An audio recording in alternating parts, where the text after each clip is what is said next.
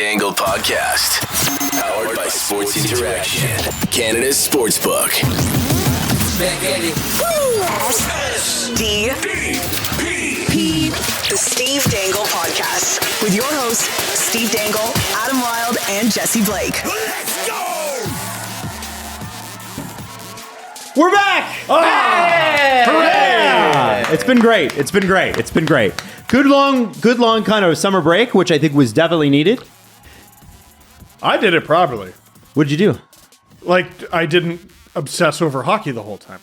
Did you not? No, it's great. See, I actually wasn't on Twitter very much, so did you? You did it properly too. So did this guy. I think we all did it properly. I think we all did. Well, I'm highlighting that because I never do. Do you feel like he's lying to us, Jesse? I feel like this is going somewhere. I saw you make a video about Rasmus Sandin. Yeah, that was like a couple days ago. That's fine. Okay. That was in the middle of But you August. actually didn't obsess about hockey? No. I was sad. Did he? I don't know. You tell me.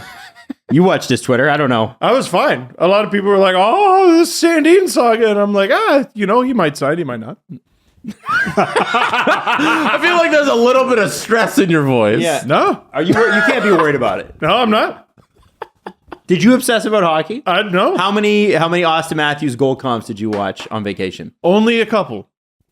Only a couple. So you I did wish watch I some. could tell you none, but only a couple. Okay. And then someone today was like, I think they're actually waiting for the birth of a child. So they're like, I have some time to kill in the hospital today. What are some Leaf games that I should rewatch, like highlights from Leaf games? And I was like, there's this one. There's also this one, and this one, and this one, and this one, and then I just went down the rabbit hole, and I basically listed every game for the last 5 years. It was great. I'm glad. Did you actually don't take a believe break? No, I don't. You did you take a break? I took a break. Mm-hmm. I took a break. All right. Now, before we get into anything, it's just come down that network stalwart and host of the CJ show. He's a goalie? Julian McKenzie is off to Calgary to be the beat reporter for The Athletic, which we love. Athletic, great organization. Julian, great guy. Calgary, great city. Good fit. It's going to be awesome. But now who's going to host the CJ show? Julian from Calgary. That's great. Isn't that crazy, that remote learning thing that we have going on here? It's good. It's over. It's over. Well, that's what I hear. Everyone is going back to school. And today is the speeding ticket harvest. Yes, it is. Yes. Yeah. Somebody was already caught in a school zone going 100 in a 30 here in Toronto. A 30? 100 kilometers an hour in a 30. Why was that That's the part too much. that I highlighted? I don't know. That was the one you highlighted. That the 30 was too low. Yeah. No, Yeah. it's that the 100 is far too high. Julian just keeps moving up so quickly. Yes, When's he this does. guy going to stop? I'm glad he won't. finally got a break. Yeah. What He's a guy. done nothing. What a just a lazy guy.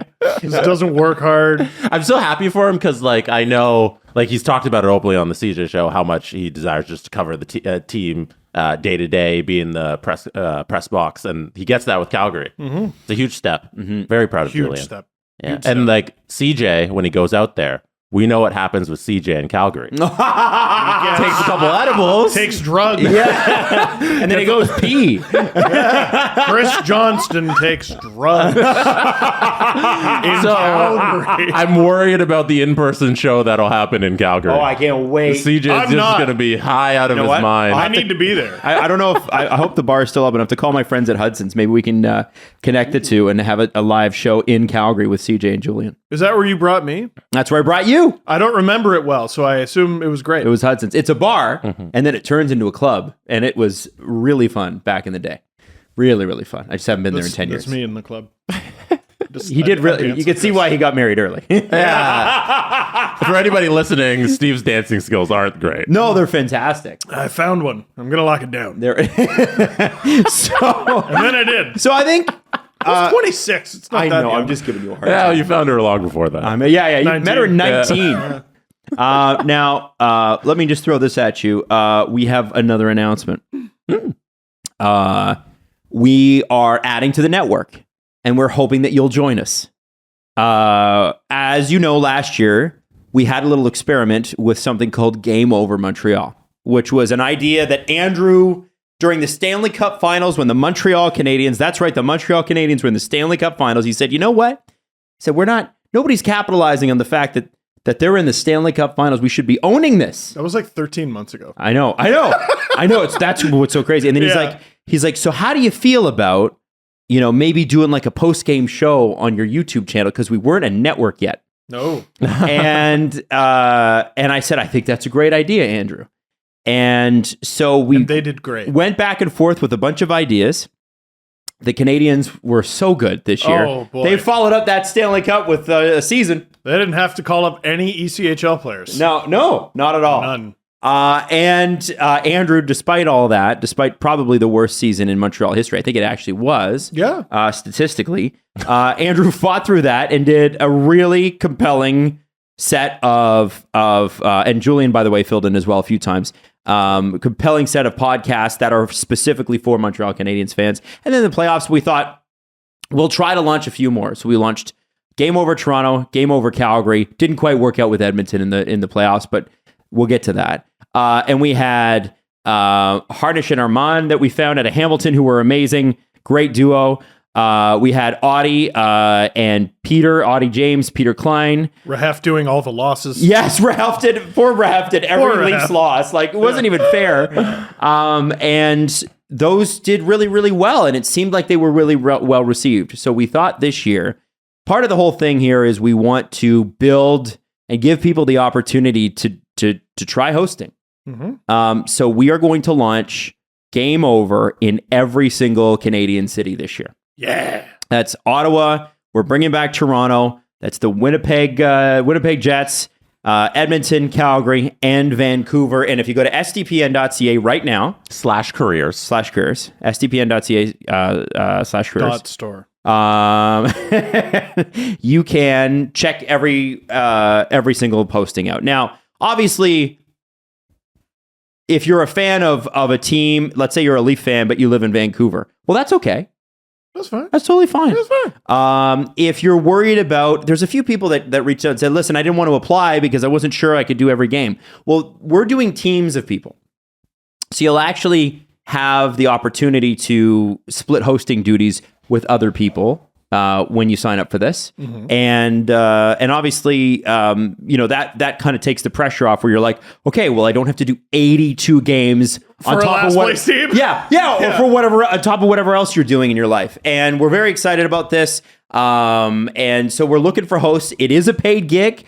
And so if you check it out, sdpn.ca/careers, you can sign up. Obviously, we're going to need a bit of a demo. We're going to need to see you on camera. It doesn't have to be, a lot of people sent us their streams and stuff last time. Mm-hmm. That can work. Whatever it is. We just want to know what you talk like. That's it. That's it.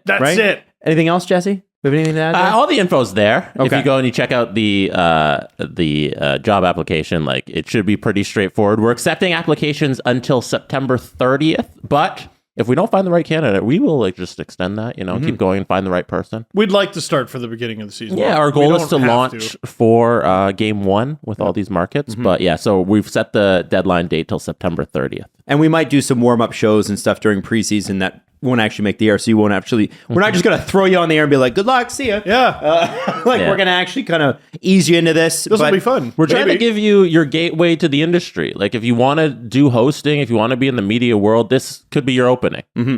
Yeah. So if you we're going to pay you with No, we're pay you with money. Pay you with real money. Financial Canadian dollars. I remember when we did Audie's interview, it was lunch break and he was, I believe he was on site. Like, I think his job, he works on construction sites during the day. Yeah. So he got into his car and FaceTimed us, and that was his interview. And then he went back out to work. And now he's working at the Nations Network as well, doing some writing for them. So really happy for Audie and happy to have Peter back and everybody's back. So it's kind of a cool thing. Yes, we are still looking for Toronto as well. Like, just we're so gonna you know, add to the team in Toronto. Yeah, it's not going to just be the people that we already have, and so we're excited to meet you and have you on board. Yeah, we'll see where this goes. I don't know. Kind of an and if we don't hire you, it's because Andrew Berkshire hates you. Oh yeah, remember that. Personally, he hates you as a person, and he doesn't like your team. But and if I can incentivize you applying, when you tell me what you did this summer, I'll believe you. Why are you looking at me like that? I don't know. It's hard. Okay, listen, Steve, you have to understand. It's kind of hard to believe that you would not be, into hockey. exclusively focused on hockey at all times. I was focusing on my little meal ticket, Leo, and his developing wrist shot. It's really good. I got to tell you. Who's going to take care of you? Hollywood Kid. Yeah. Is that going to be Leo? What is that from? Family Guy. Oh yeah. Where Peter has this whole and we won't get into it. It's really inappropriate. It's a popular show. Seth MacFarlane. Listen, we're really super pumped about Game Over. We're super proud of Julian. Let's get into some hockey news, some of the stuff we missed this summer, starting with the guy that everybody was waiting on, Nazem Kadri. 7 years, $49 million, includes an $11 million signing bonus, $49 million guaranteed, annual average salary of $7 million. He'll earn a base of $4.5 million with the signing bonus of $2.5 this year, while carrying a cap hit of $7 million as obviously as it happens. But His base is going to be his cap hit from last year. yeah, Not bad. how bad? Yeah. So he already signed. So the day he signed, he gets $11 million, Hilarious. and then he gets a signing bonus. Is that added on too? It's not like it's $11 million, and I guess Is $11 million not the signing bonus? $11 million is the signing bonus, but he also gets a signing bonus of I guess he gets $2.5 million just next July 1st. In the total of his contract, $11 million of his contract is being paid out in signing bonus. I So see. it's 2.5, 2.5, Not all at once. 1 million, then 0, 0. Yes. He's doing quite well. Every summer, drinks on Nas. Or he makes you split the bill like LeBron James in that Amy Schumer movie Well, let's talk about this for a second. that I choose to think is a Bill Hader movie. Let's talk. Let's talk about the. I love Bill Hader. funny. Let's talk about the Calgary Flames for a second. Yes. Are the Calgary Flames better or worse than they were last year? Well, I'm going to go ahead and say they're at least as good, if not better. I'm going to lean towards better. Okay. Why do you say that? I just feel like they're a little bit more balanced. Their decor, I mean, who's got a better one? The list of teams isn't longer than Carolina, 5. maybe? Yeah, like there are teams where I'd be like, okay, maybe them, maybe them, maybe them. They're all maybes, and there's less than a half a dozen of them. Mm-hmm. Really, all they need to pick it up is Markstrom, who was a Vezina candidate, Yes. in the conversation.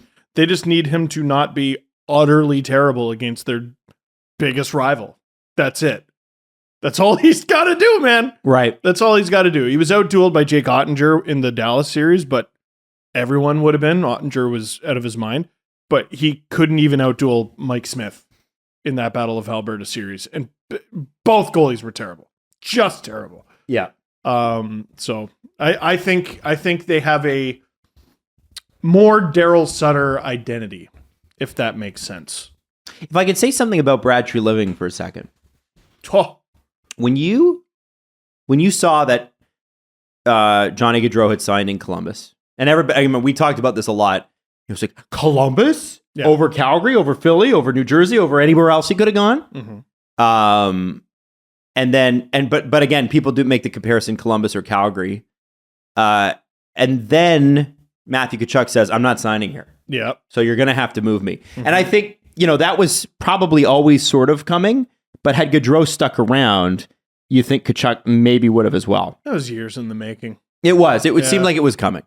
And we'd heard rumors about that, but you hear that all the time where players are like, this guy intends to force his way out in several years. And you're like, sure, we'll see.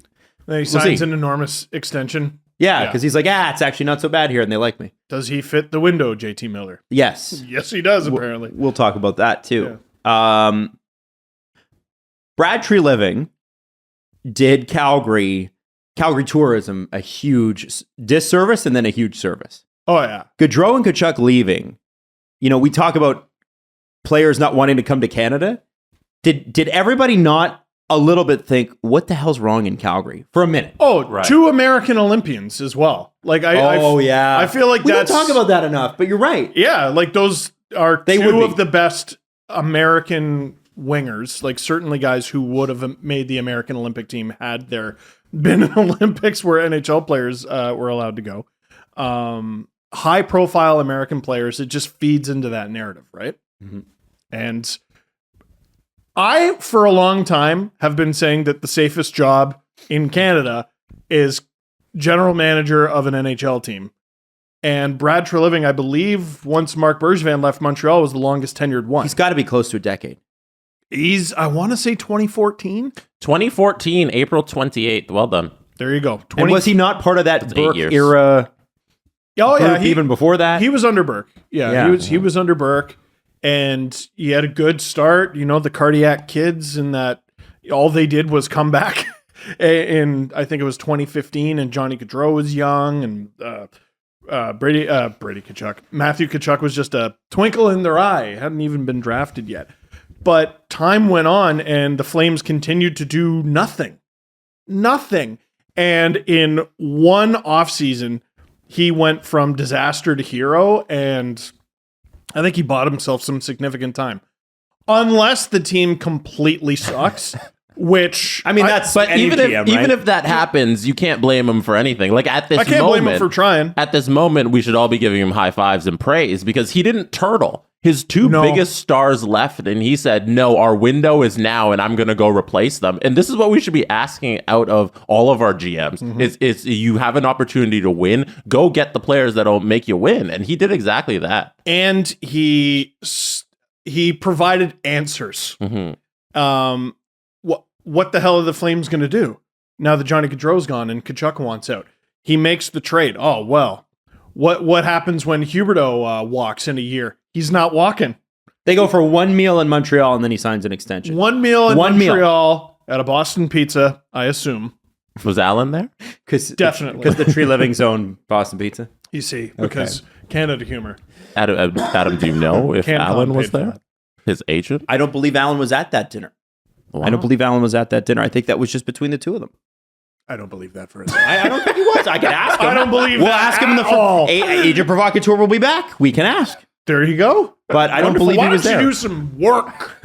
Why don't you get to work? I was trying to let Allen have his summer as well. Why doesn't he get to Allen's work? been busy. Yeah, he Yeah. has. He really has. Like every one of his clients moved. Every Yeah. stinking one. He's had a very busy summer. Yeah. But the answers. Huberdeau staying. If Uyghur leaves, I assume that would hurt, but are Flames fans going to be too salty about it? I don't think so.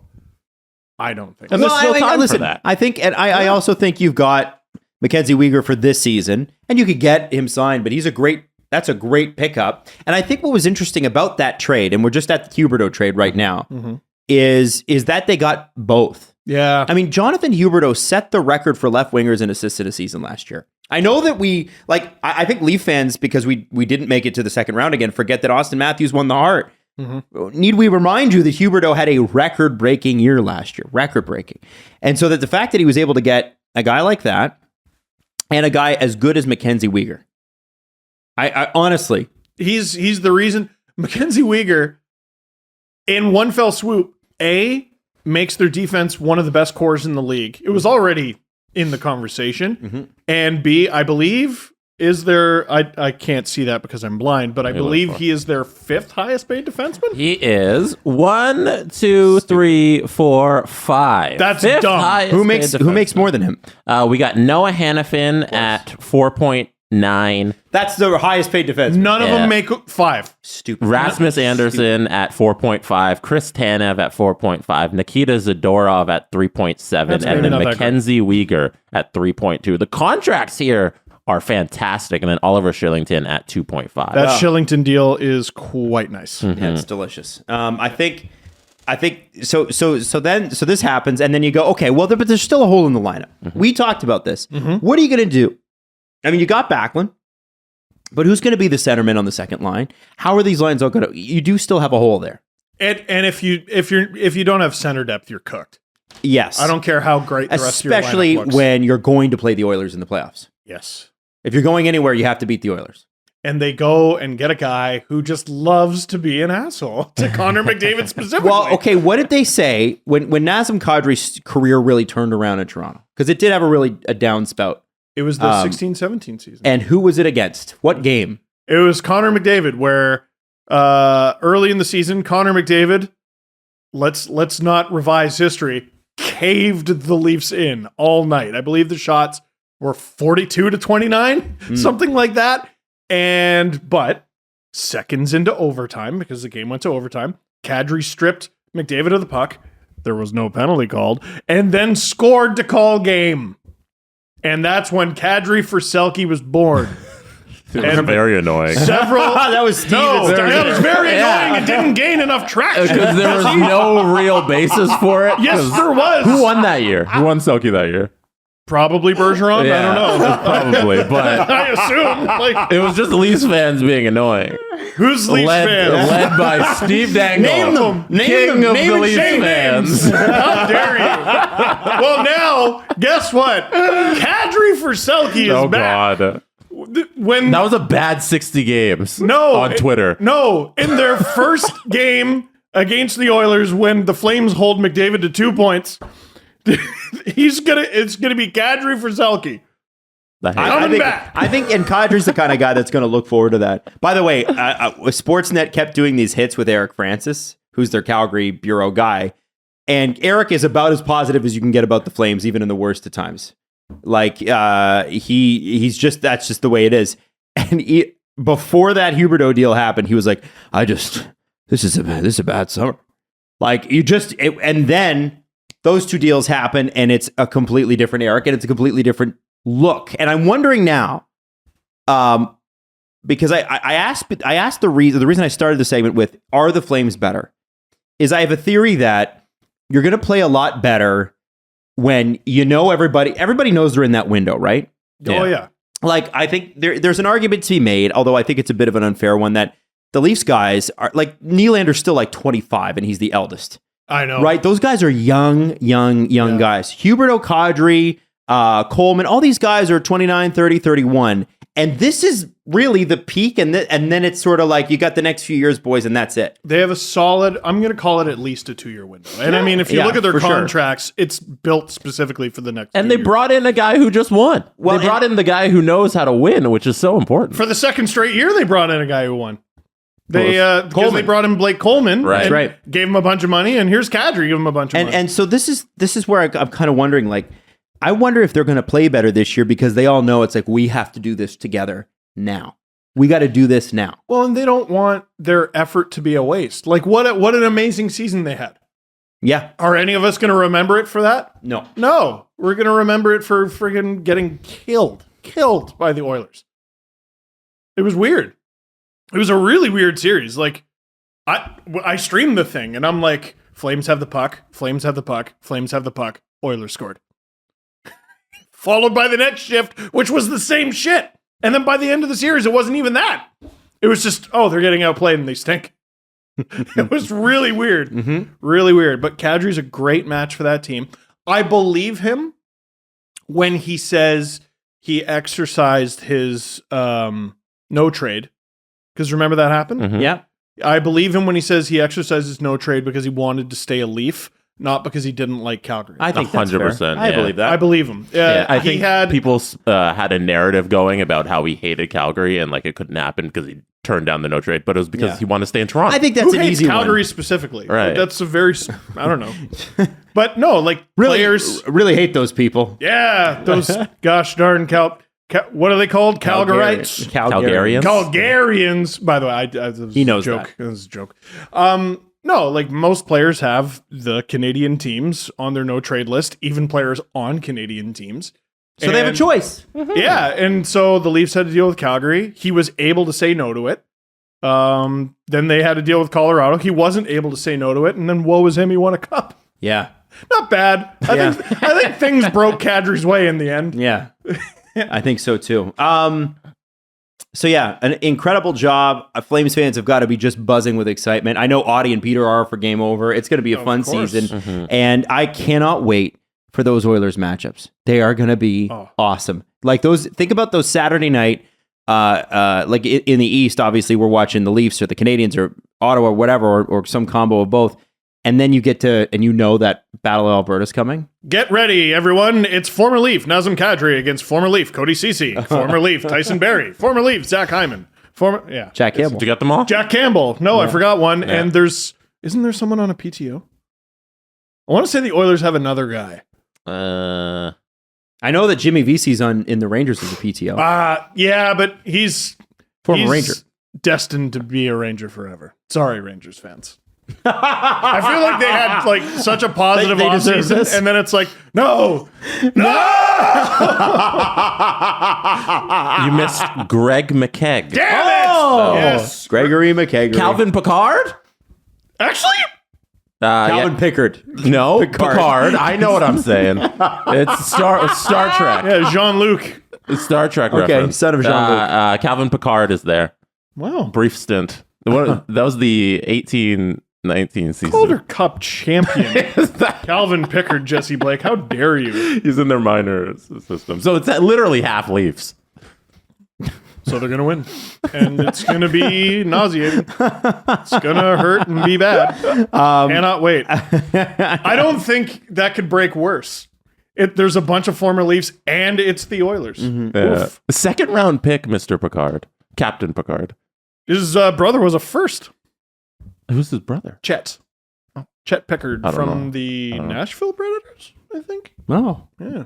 haven't heard of him. I don't know Never. why I know that. Okay. Wish I remembered how to I lead the do. line. Does he have a good career? And you wonder No. why it's hard for me to believe that you disconnected from hockey over August. I just You remember unplugged that it. Calvin Pickard's brother, who also didn't pan out Chet. as an NHL player. His name was Chet. He was a first rounder, and Look him Nashville up. picked him. Look him up. Yes. Nashville goalie factory. They swung and missed on All that. right, since we're on Chets, let's talk Let's about find out what Chet Pickard did. Chet Hanks. No. You want to do an hour on Chet Hanks since we're talking about Chets? do want to do an hour. Are we? Oh yeah. Did you guys have a white boy summer? No, that was last year. My white boy last summer's year was white boy summer. Yeah. Sorry, I forgot. This year was he's sober and being like, I think he's trying to be motivational now. Oh gosh. Oh, he's doing the face turn. I believe so.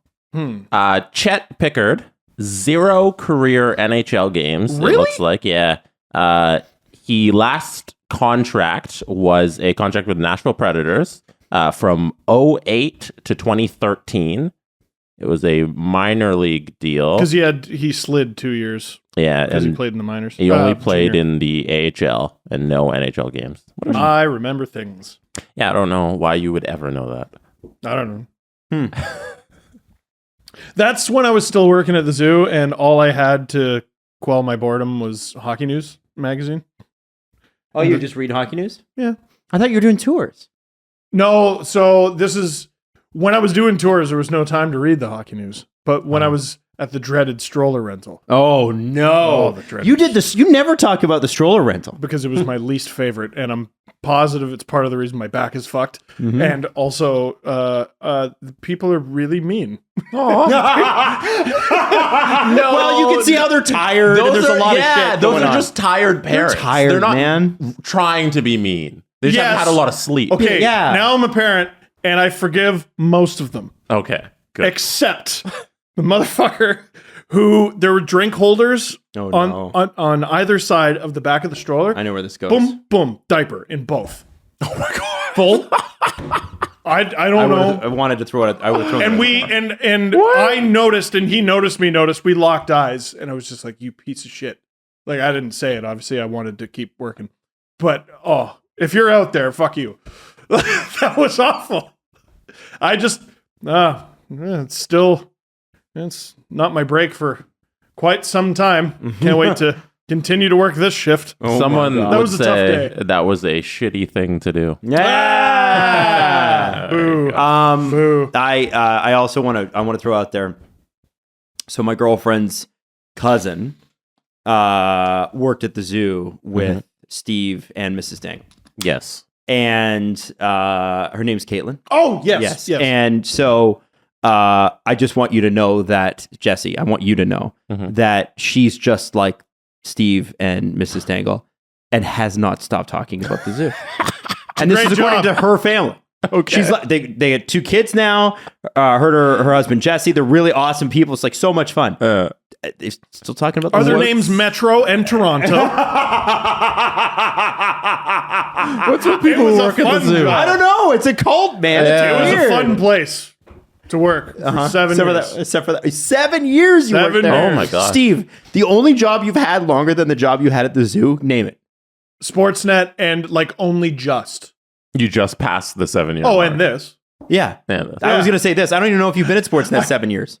24. Oh, you have? Oh, wait.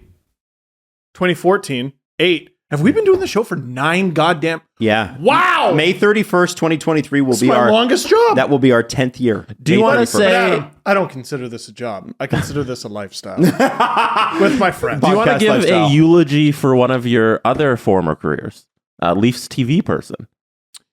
Yeah. They are shutting down Leafs TV, and you used to work there. That's where you got your start, right? Complicated memories with Leafs TV. It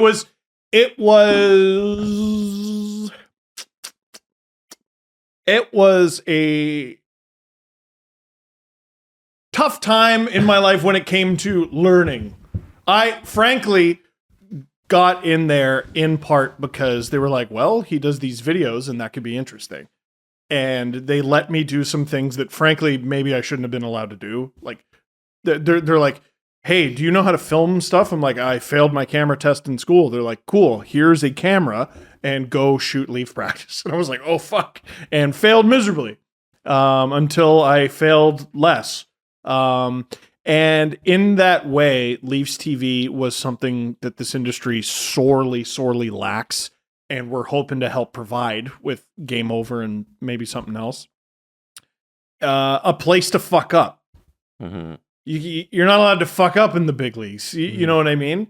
It still happens, but it's notable and people rip on you for it. Leafs TV was a place where I could anonymously make mistakes. You know what I mean? This highlight pack's not very good, or I didn't shoot this very well. But like so many people that I worked there, I don't know if I'd be here if I didn't work there. They sent me to Boston to film an entire episode of Leaf Space for Leafs TV, a half-hour episode of television, and I edited it. Wow. I was like 20. You produced a whole half-hour episode? 2? Cool. I produced a half-hour of television, basically all of it from scratch. How much Tim Brent footage made it? Not a lot. Okay, because that was the Tim Brent years. I know. Was that. it yeah, Tim Brent? Oh, fuck. There was one year I was in charge of basically a playoff bracket of the top plays. So I had to come up with, I think it was 32 plays to go up against each other, tournament style, in a year where the Leafs finished second last. So it was really hard. There was a Nazem Kadri preseason shootout goal. You put a preseason highlight in the top 32? Not allowed. That's not a regular. That doesn't count. It's not a real goal. They let it. There were fights, and in the final 8, I believe there were 2 Tim Brent goals. Dude, and those were his goals that year. They were great. He had, I think, 8 goals the entire year, and a quarter of them made it. Oh gosh! Wow, to the best dark stuff. times. And I think he might have had 3 highlights in the top 8 because the other one was him blocking a shot with his balls. But like you producing half an hour of television is something you would do in like university. You know, you're not there for that, but you're getting practice in these other disciplines to kind of see what you like and where you want to go down your career path. But this was in an actual career, an actual broadcast is going to air. The news ticker, I did that. That's insane. Parts of it. That's a job. Yeah. Somebody is employed to do that. And I would look up and I'd be like, I did that. And like, you know how much it sucks to be watching the TV at Real Sports and it's the channel that you work for and there's something on the screen that you made and it's spelled wrong. That happened. There's me being wrong on a 2-story television. It was, yeah. What did you think of the location? Because everybody made a big deal about it being in a literal shoebox under the Gardner. The best part about it was it had a big parking lot that was free. The worst part about it is it was in goddamn Narnia and nowhere near the GO station. Back when that area of Toronto was so underdeveloped too. I mean, it's just developing now. It's the old industrial park in Toronto, right, where all the sugar factories were, and some of that's still like a majority of that's still there. Absolutely, that area of Toronto should have been called also. Yeah. And I remember we walked by the shittiest looking pizza shop I've ever seen, Jesse. The shittiest one, and it's down near St. Lawrence Market. And you walk down the street, and I'm like, and Steve and I are for some reason together. And this is years ago, but remember that I lived near there. My first place was at King and Parliament I think Street, you sold just it. up the street from there. Yeah. And so Steve and I might have been walking there or something. I don't know what it was.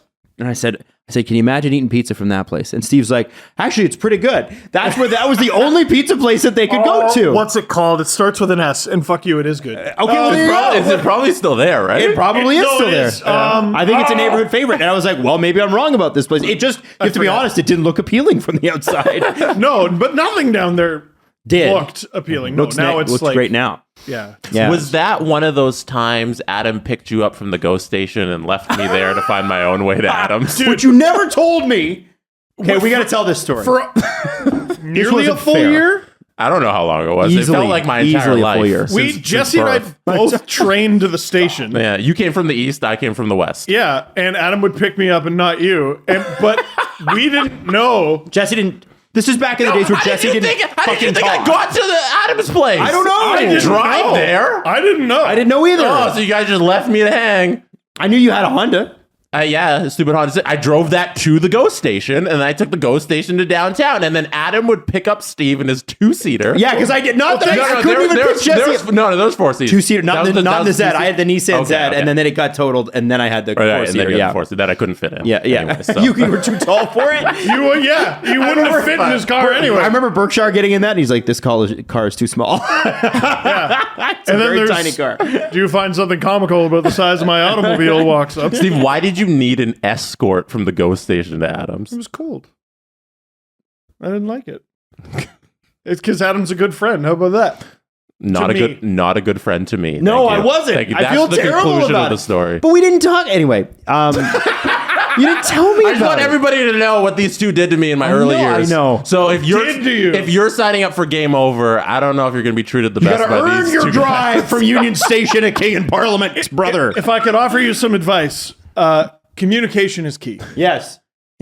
Maybe talk ever. Hey, You talk now.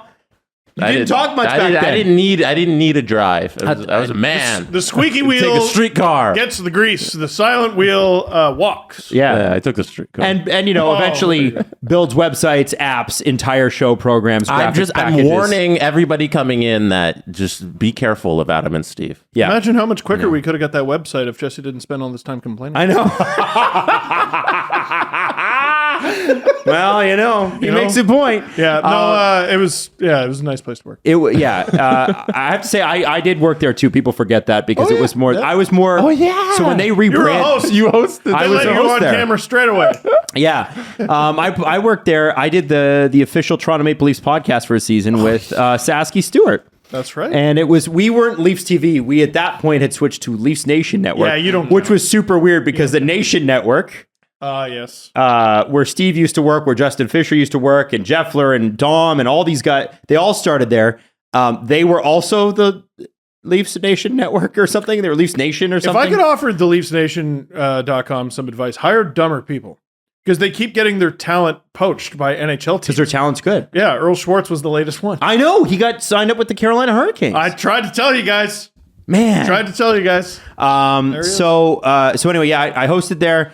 Not only were the production staff really, really great, it wasn't my full-time job, right? I went in there, I rolled in there, I did the podcast. that was and I one left. of 6 for you. Yeah, but at the time, yeah. But I remember I did interviews from everybody from like Cassie Campbell Pascal to Will Arnett came on that show. Wow. Chris Hadfield was on that show.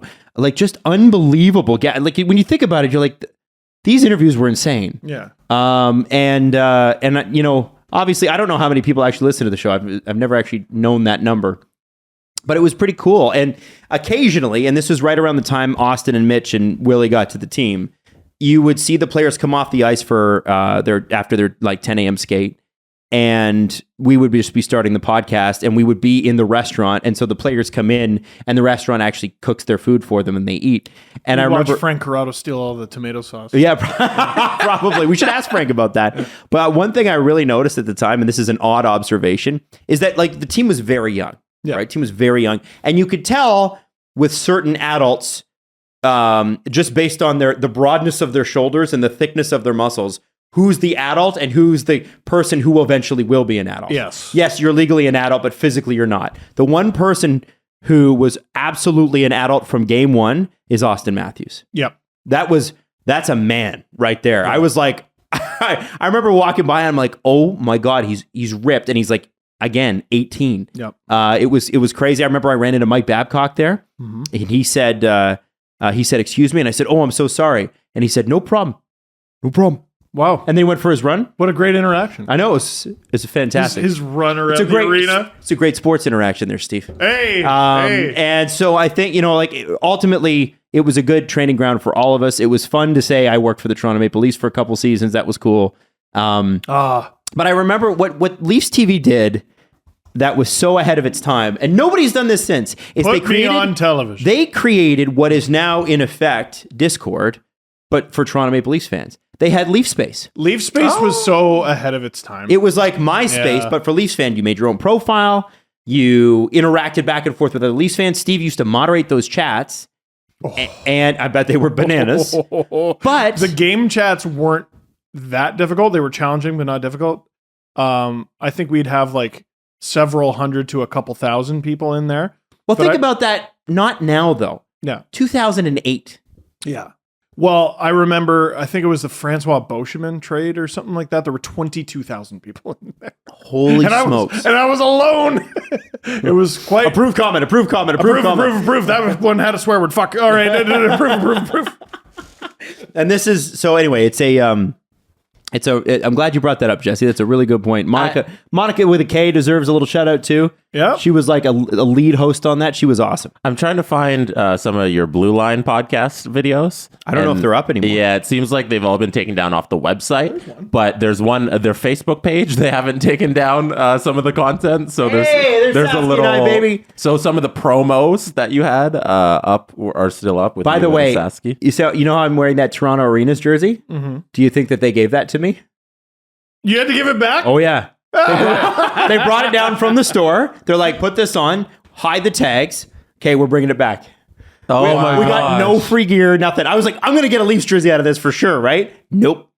And I was like, okay, if I take the money that you're paying me, which is very tiny, and I spend it at the Leafs store, is there a discount? Nope. I was like, all right, well, fine then. Yeah, when I try and go to the video that's linked, it's been taken down. It's been taken down. It's a bummer. Well, it's too bad. But you know what? It was time. And you know the interesting thing about that idea, and we'll move off this in a second, but I think you'll find this interesting.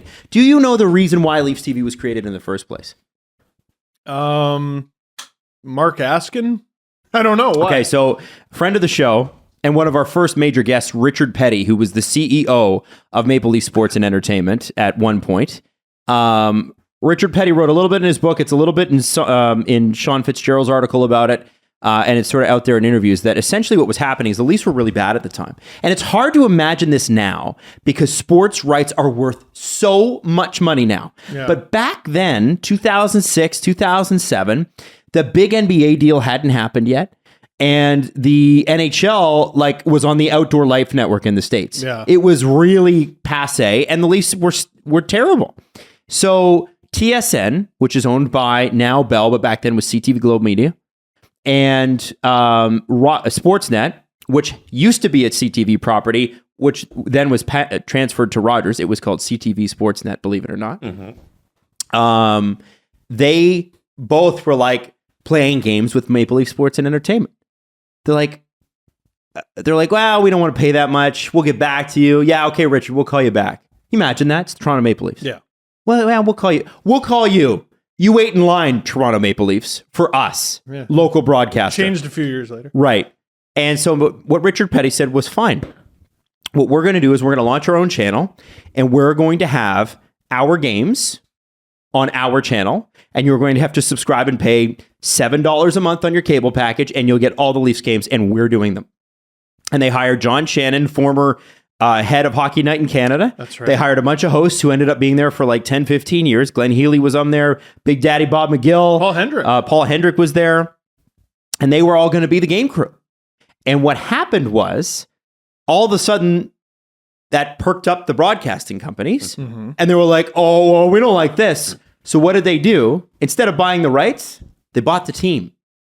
Bell and Rogers are part owners with Larry Tannenbaum of the Toronto Maple Leafs, Raptors, Marlies, TFC. They and I think wanted the Argos too. content. They wanted the content. So they bought the whole fucking thing. So instead of Isn't that spending, nuts? Yeah. instead of spending several million, whatever it was, to buy the rights to the team, they spent they probably spent billions buying it. No, we need those Tuesday night Panthers games. Like they weren't putting the cream of the crop. No. And honestly, Rogers didn't even end up buying that big deal that they have now with the NHL until 2013. So it was long. Anyway, I just thought it was kind of neat because Richard Petty essentially, it's like it's that scene from Moneyball where they're at the trade deadline and they're trying to go after that reliever. Yeah. And Brad Pitt's calling another general manager going, what does it take to get him off your hands so he can take the market away and make sure this other guy is traded to him? Yeah. Essentially, Richard Petty created a third competitor to piss off the other two, which I think is cool. And it worked. It worked. You don't need a cable channel anymore, though. No. Right? If you care about like sports media in Canada, Sean Fitzgerald's article on Leafs TV is a fascinating read. Like does such a good job. even little tidbits like John Shannon's budget for the year, he was given $7 million. And to think a $7 million budget for the entire year, that's something Sportsnet spends in a couple weeks or like a month. Oh my God. On their broadcast, So yeah, if you're interested in this kind of $7 million for the entire year. Yeah. So if you're interested, go read it. It's By the way, great cameras. read. Just give you an idea. A camera, like a news camera, costs you $25,000. Oh, well, and this was like sort of the dawn of HD as well. Oh, and those were $100,000. And I remember it being a big deal. We're going to HD now. We're going to another big thing that they were doing while I was there is they were slowly converting their tape library to digital. Oh, wow. Because you needed a room bigger than the room we're currently in, full of beta tapes. And they were like, you know what could save us space? A hard drive. These computer things, Yeah. they're not going anywhere. And you're like, oh, how long did that take? Forever, because they had to convert it from beta tape to digital in real time. Oh, yeah. You had to put every game on. Every commercial, everything. So, 3-hour hockey game. It's got to play Takes through. 3 hours. And they had hundreds. And you have to hundreds. then check afterwards for errors. Oh yeah, Right? If it actually, Oh, yeah. Because if you have an error on that tape and then it makes it to digital and then you don't. And you throw that tape away. So you're talking probably millions of hours? Is that hard to imagine? Every Leafs game ever? Something like It that. has to be. And they had. Did they have Argos as well for something? Anyway, it took forever. It took an eternity. And they would have Raptors too. And Yeah, it was a weird transitional period for media. I got to tell you, HD and digital. even when we started the show, the way the Leafs brand has changed since we started, like it was in the toilet. There was apathy. People weren't buying tickets to the game. all And the highlight packs I did were for the other team. Like, oh, here's Ovechkin scoring 2 goals in a 5-1 Leaf loss. it was always, by the way, Ovechkin always did it against the Leafs. He has scored so many goals against the Leafs. It's crazy. Everyone was a Leaf killer. It's amazing how many people, like, in the tail end of their career are labeled Leaf killers. No, were you a Leaf killer or did you just debut around 2005? Yeah, and we're good. Yeah. Ovechkin. Getzlaf, Crosby, Eric Stahl. Yeah. Crosby. Malkin. Drew. It's just go through the list, man. Right. It's like, are you a Sabres killer or do you just exist in this time? Yeah. Oh, man. Yeah, really. Yeah. Steven Stamkos really gets the Sabres goat. Right. Yeah. Is that the case or is he just a star right now when they were bad for a decade? And Adam, to your point about the Leafs changing the brand, like a lot of that credit goes to Tim Leiweke, who came in here for like an hour and was just like, all right, I'm changing every single thing. We're going in a completely new direction, and then left after everything was kind of like in good order. Him doing that led to a TFC championship, a Raptors championship, and Dave Nonis's 5-year extension. And I think 2 out of 3 ain't bad, Tim. He's now building arenas with his brother. I do want to mention sportsinteraction.com/SDPN. Of course, it's 19 plus. Please pay responsibly. Jesse, I'm going to run you through the football games this week. Okay. I want to know who you take. Oh my God. Okay. I know. Yeah, but okay. Let me pull up the odds because it matters what the odds are. Okay. Yeah. Okay. So, because I know Steve knows nothing about football. Oh, you watch. I just sent you the link, Jesse. Now I'm going down to the Steelers in November, which I'm very excited about. It's going to be my first football game in like 5 years. So nice. I'm well, because here's the thing if Natalie, mom told me, she's like, I'm from Pittsburgh. If you want your girlfriend to be accepted by the family, she must first be indoctrinated into the Church of Pittsburgh.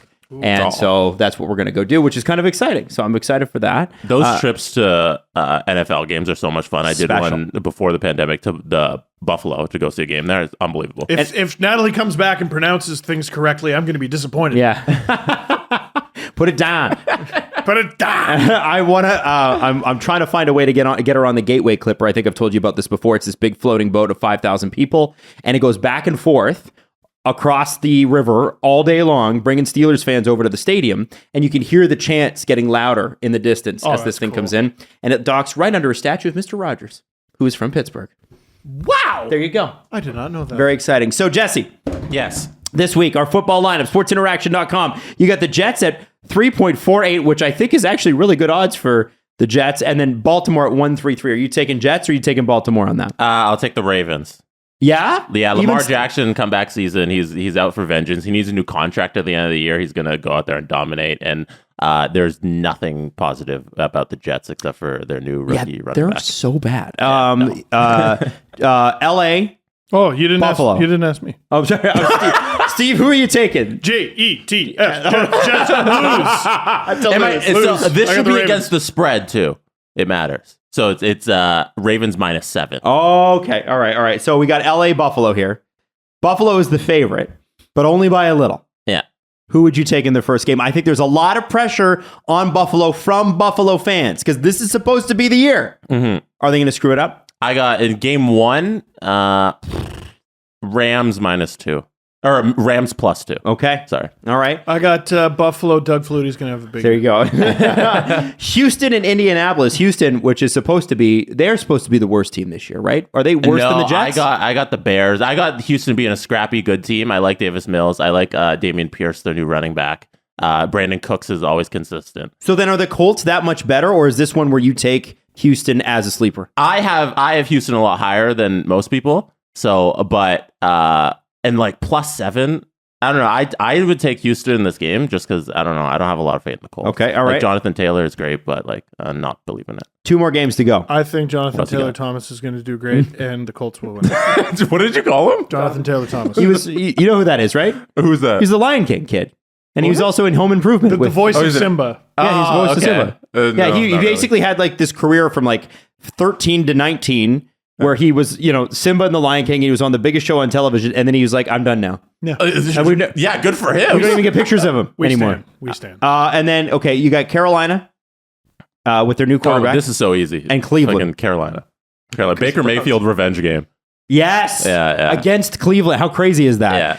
And then lastly, I agree. Dolphins and Patriots.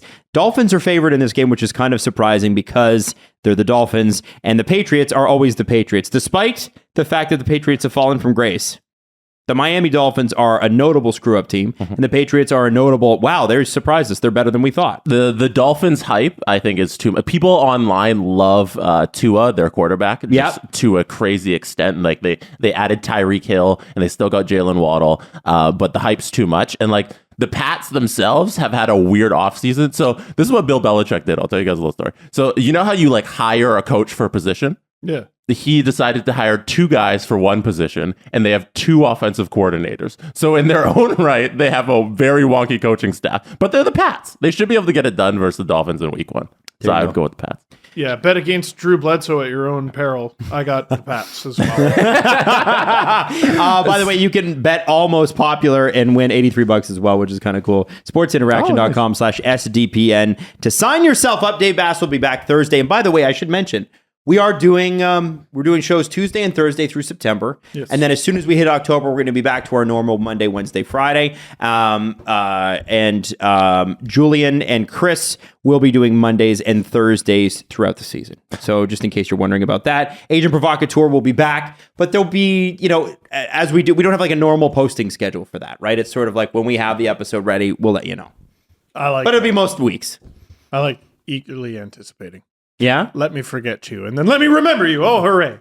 And to update another show on the network, our promo department actually just sent a message to Steve Dangle to do a live read on the show. Go, Steve, for a show that's coming up. it. So, Steve, if you want to take it away. This Wednesday, it's a podcast for the ages. An NFL season preview episode, you fucking idiot, featuring a take on all 32 NFL teams. That's right, an NFL episode about NFL teams where Jesse talks about the NFL to get you ready for the NFL season. NFL. This Wednesday at 5 p.m., an NFL podcast for the NFL season on youtube.com/SDPN. That's youtube.com/SDPN, or search the Jesse Blake Sports Report wherever you get your podcasts. Touchdown. Did you write Thank that? you. I just found it in the promo department. It's amazing. They just Promo sent department. it. Also, are you doing that live? Is that like a live stream? No, it's already been recorded. I got it. He's already done. Yeah, and so it's all ready. How are the to go. Steelers going to do this year? Just give me your little preview. Good. Steelers, I'm worried because their offensive line, it sucked last year and they didn't get any better. And their offense is going to be run through Najee Harris running the ball. And if you don't have an offensive line, I'm worried. You can't run the ball. You can't run the ball. And so is I'm concerned. Trubisky actually the starter? I think they'll go with Mitch for game one. I don't know yet who they've. I haven't checked in with Tomlin, but like all Mike Tomlin has done in his career is win. Yeah. So there is that winning culture there, but like you lose your top wide receiver in Juju, and like you're going with George Pickens and Chase Claypool. Like there's not a lot of stars there, and I'm just worried about the offensive line failing for the entire team. Perhaps the most shocking thing of Mike Tomlin's career is how much he kept a lid on Antonio Brown. Yeah. For years. And then Antonio Brown left, and then it all happened. He's going to come back. Mm-hmm. That's what he says. Who knows? If Pittsburgh finds a way to win this year, it's because Tomlin put together a great game plan throughout the season. I don't think, other than Bruins fans hating Tuukka Rask for no reason, I've never seen a group of fans dislike a coach as much as some Steelers fans do, and a coach who continually wins. Like, he continually wins. And they're like, you know what? I remember it's similar to what Barry Trotz was in Washington. When like I remember going into that season, we were having discussions like, yeah, this might be Barry Trotz last year. And we went through like his record. We're like, this is really, really good. I feel like Caps fans were like, wait, no. And then, but then they were like, we had Caps fans going, yeah, it was time for him to go. And then he wins the cup. And then it's like, well, it was still time. Just had to happen. Had to go. Had to happen. Dance. I don't know that it did. Capitals. Football is back. The Blue Jays are gunning for a playoff spot, and the NHL season is around the corner. And how do you know? It's because we're back. Yeah. We're here. All the action starts at Sports Interaction. It's Canada's sportsbook. Bet before the game, live and in play, or on one of the many prop bets. They've been doing it right since 1997. Sports Interaction makes it easy to deposit, play, and cash out. Join now to see all sports betting has to offer. Head on over to sportsinteraction.com/SDPN. That's sportsinteraction.com/SDPN. 19 plus. Please play responsibly. I want to include you guys in the ad. I realized I was sort of taking all the script. And Thanks. Sorry Thanks, about Dad. that. Smooth sack summer is slowly coming to an end, fellas. No. If you haven't been scaping for the summer sun, it's not too late to sweep your sack of those pesky pubes. That's a lot. As summer comes to an end and we enter fall, keep the boys clean and fresh just in time for fresh ball fall. No. The leader in below the belt grooming is here to make sure your pubes feel smoother than a beach ball and smell fresher than pumpkin spice. Start the new season the right way and do what over 6 million men worldwide who have done it too. Manscaped, you got to trust it. Did you write this? No, I didn't. I don't believe you. No, I didn't write it. I I don't didn't. believe you. What was the fall one? Fresh ball fall. Fresh ball fall. Get and into it. Smooth sack summer. Get into Let's it. go. 20% off, free worldwide shipping with the code dangle at manscaped.com. You already know what it does, right? Does all the things. Shave your balls. That's right. Manscaped. They're back for the fall. J.T. Miller. Let's talk about J.T. Miller. New contract. We had wondered for a while if this was actually going to happen because the rumor was he was going to get traded. Now, I believe it is 7 years, $8 million per. It has him In the neighborhood. sticking with Vancouver until he's 37, assuming he doesn't get traded. Oof. Sold. And It is. President Jim Rutherford told Sportsnet's Ian McIntyre that Miller is the type of player you want to, where you have to take some risk. Eventually, you do have to take some risk. But the Canucks just started the plan, whatever the plan is. Do you think sometimes that you're almost made to sign a guy because the value out there is just not there? Yeah, unpopular opinion, maybe. I think they made the right choice. I know a lot of people are saying that's too rich for him, but I agree. I don't think the trade was there. And if it was, they would have made it. Because at the end of the day, you're not going to get that huge package for J.T. Miller unless the team who's trading for him feels like they can re-sign him. And if they don't feel like they can re-sign him, they might offer you a package, but it's not going to be that ridiculous one. It wasn't there.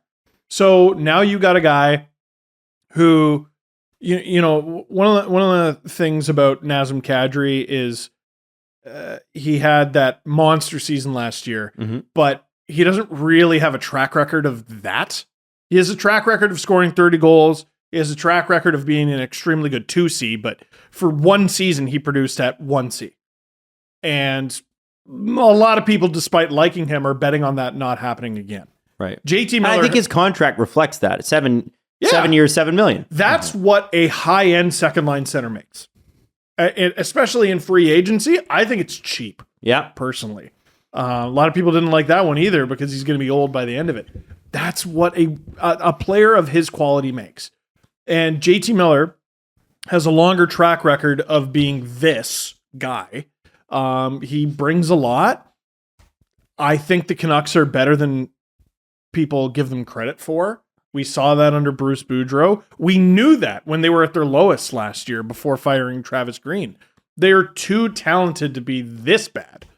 Are they a playoff team? I think so. Are they a contender? I think that might be a bit aggressive, but they're there. They're there. They're a good team, and they're certainly not going to get better by getting rid of JT Miller. And when you get rid of JT Miller, you got to replace JT Miller. What team is giving up a JT Miller replacement? Nobody. So You'd have to draft it. This was the Leafs dilemma after extending Nylander and Marner and Matthews. Those contracts would look a lot better if the cap went up at the rate it was supposed to, but then the world stopped. So the Canucks are betting on the world not stopping, which I would like to bet on as well. So I think it's a fair bet once every 100 years. Yeah, I think they're going to be fine. Okay. I think the Canucks are going to be fine. Decent deal. It also sort of, I feel like this establishes that, remember we were talking about Pettersson making 10? Yeah. I mean, with him not playing very well, frankly, and even if he improves, I think it's going to be really difficult for him to make significantly more than Miller. Right. Long term. Okay. He might. Maybe. But not significantly more. Also, some news moving off of JT Miller. A player with 56 career goals was given a $50 million contract this offseason. 56 career goals. 56 career goals. Don't say it, Jesse. I know you know. Oh, I think I know who it is. Who is it? Is it Tage Thompson? It's Tage Thompson. So there's 7 a guy years, who's $50 million. Now, he did it once. exactly. And I was just going to play that out because here's the thing. People forget now, the Buffalo Sabres were really bad the year before, but in 38 games, he had 8 goals and 6 assists. The next year, last year, 78 games, 38 goals, 30 assists, 68 points. Wasn't it last year his first full season at center? Yeah, It was, the 38 goals comes as his first year as a centerman. So they think they've unlocked something here, but there's a long history of overpaying guys for their one season where their shooting percentage Matt spikes, Bolesky. where their shooting percentage spikes by like more than triple. I believe his shooting percentage before was like 5%, and last year was 14%. You know, and everything goes in. They're hoping that this is who he is, but my thing with the deal is you didn't have to make it now. Why didn't you just wait it out? And if he does it again, give him the same deal. I don't think if he does it again, is it going up that substantially? Maybe it's a couple 100,000, but you have him under contract for this season. You don't want to. I think Buffalo has to worry about losing guys, right? Like we always talk about the the no trade list, it's Canada and it's Buffalo. You know what I mean? Buffalo, who the states keep trying to offer us in a trade. We will trade you Buffalo in exchange for all the Tim Hortons franchises or something like that. They have to worry about retention more than other teams. But even to that point, his expiry on this deal that he's currently on would have been an RFA contract. Can't go anywhere. Yeah, and as a GM, you have so much leverage on guys like that. Listen, Wait it out. Wait halfway through the year. If I can add one more thing to that Sure. before you get into this, he's got a modified no trade that kicks in after this coming season. oof. I'm trying to pick my spots with Buffalo because we really hammered them. And I got to tell you what, Kevin Adams came out of this looking really good. They, to date, have won the Jack Eichel trade. Yeah, Date. no Easily. question. Yeah. No question. We'll see how that goes. But so far, they're looking really good. They got money to spend, but here's the thing. Alex Tuck was brilliant. People are always like, oh, they got so much cap space. Yes, until they don't and they need it. Right. Yeah. It's you eat it up very fast. So I want to pick my spots with the Sabres, but all the points you're making are pretty valid, man. They're pretty valid. Wait a couple months. Make the deal in January. See how he does half a season. That it wasn't just an anomaly. Well, that's right. You're right, Jesse. It does not kick in until after this season. Yeah. You had a whole season to see if Tage is the real deal. Like, doesn't And I love Tage Thompson. He was Does my it? pick for yeah. most underrated player. Remember we did those awards? underrated or improved? Improved. Yeah, I love Tage, but I just want to see him do it again. Yeah. Oh man. It's a risk. At a certain point as a GM, you have to take a risk. I'm just not sure that this is it. Who's their goalie? Well, who they have under contract is Craig Anderson Okay. and Eric Comrie. I'm imagining that those are their guys. That's still kind of tough. Malcolm Subban is on injured reserve. I'm not sure how injured he is, but Goalie / anthem singer. there you go. Yeah. That's That's a thing that happened. The Pagulas will like that to save a little money. Yeah. To pay the anthem singer. We already pay you. Jessica Pagula into the round of 16 at the U.S. Open. I saw that. Yeah. She's Oh. 8th ranked in the world. She's the number one female American tennis player in the world right now. Wow. Yeah. So Wow. people have been mad at the Pagulas for being distracted, and I'm like, well, if my kid was the 8th ranked in the world, I know what I'd be focused on. Yeah. Not that they are, but I'm just telling you, if I own the Sabres and Everly was 8th ranked in the world, I don't give a shit about the Sabres. Sorry, I'd sell the team. Yeah, Sell the team Well, and that's use the what's- money to go to all the games. Yeah, Matches, exactly. whatever. I don't think they need. I think they get it for free. No, money. they have to sell. Yeah, the weird thing about being 8th in the world is I think you get free tickets. No. No, also, I think You gotta they're have, like, a garage billionaires. sale. I think- Oh yeah, they're billionaires. No. They could literally buy the tour. No. I don't think they'd even need the free tickets. No, you're wrong. You're wrong. Oh, Yeah. God. Anyway, it's been interesting. I want to ask you guys about this. Okay, the Winnipeg Jets. I don't know if you guys saw this summer. Winnipeg nothing? Jets came out with on August the 17th. This is how long I've been saving this one. They want to celebrate a few famed Jets. Now, the franchise has been around for 10 years. It's about time that they start celebrating people that played for them. You're gonna bring up Thrashers. No, I don't know. I'm excited. Jets would like to celebrate Teemu Solani and Teppo Numminen with Hall of Fame inductions. Never played for your franchise.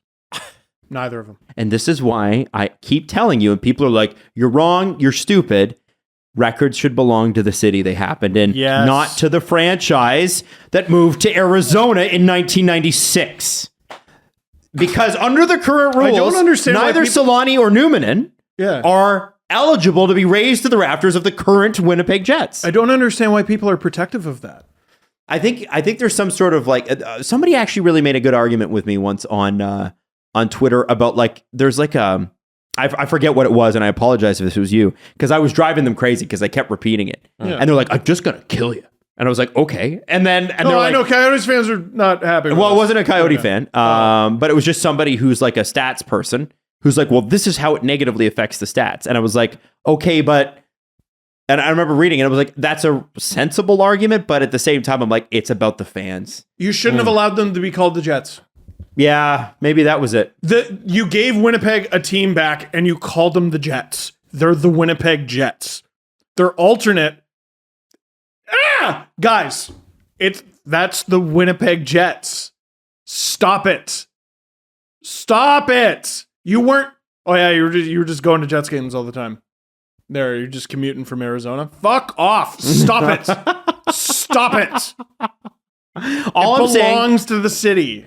Stop records belong in the city that they can't. That You know what happen, and this comes down to? This comes down to these leagues run by all these owners. They don't look at it as these teams are owned by the fans and like the records. They look at it as this is my company and my toy and my team. Yes. And if I move it to there, I still get all my stuff. And legally, it is. Like Stan Kroenke owns the Los Angeles Rams. They used to be in St. Louis. He picked up the team from St. Louis and moved it to LA.